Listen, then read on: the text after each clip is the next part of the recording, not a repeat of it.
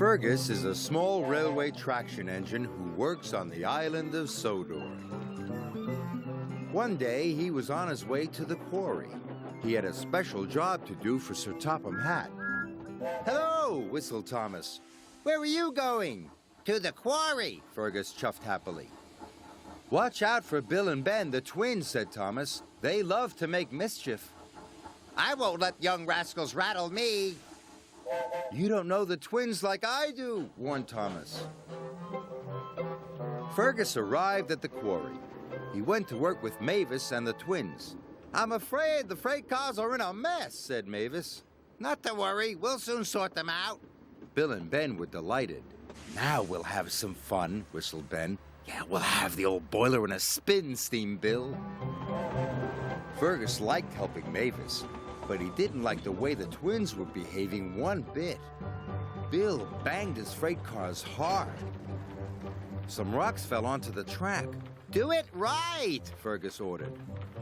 Bill didn't like being ordered about by a traction engine. "Don't interfere!" He snapped back.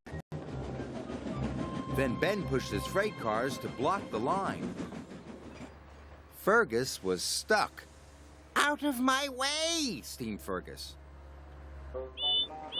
But Ben just grinned. The next day, the men were blasting rock. "Wait for the all clear signal," Fergus called to Bill and Ben. "Do it right." "There he goes again," puffed Bill. "Do it right. From morning till night. Keep your funnel out of our quarry," huffed Ben.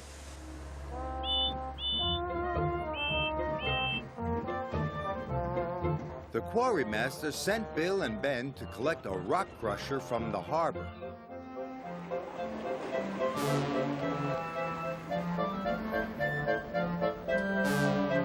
Fergus was left in peace with Mavis. The twins were still thinking about Fergus. "He's just an old fusspot," said Bill. "He's always saying, 'Do it right.'"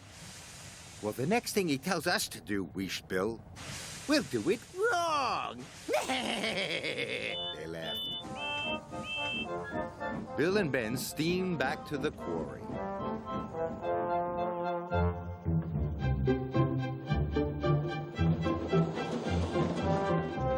The rock crusher was heavy. It shook the rails as they went.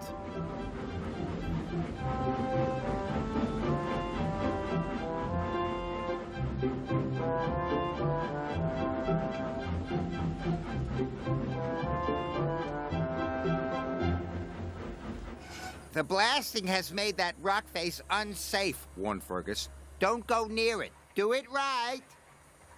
But the twins took no notice of Fergus and were very naughty.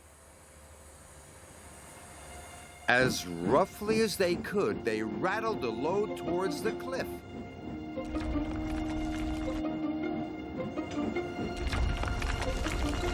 "Look out!" cried Fergus, and he rushed forward, and he bumped Bill and Ben out of the way. His driver jumped to safety as the rocks began to fall, but Fergus was covered in rocks right up to his funnel.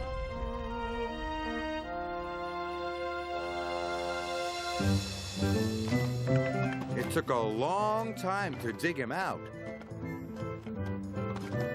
And no one worked harder to help than Bill and Ben.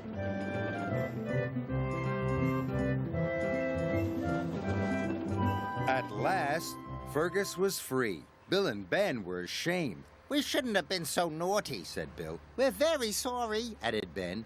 "Good," smiled Fergus. "From now on, we can all do it right together."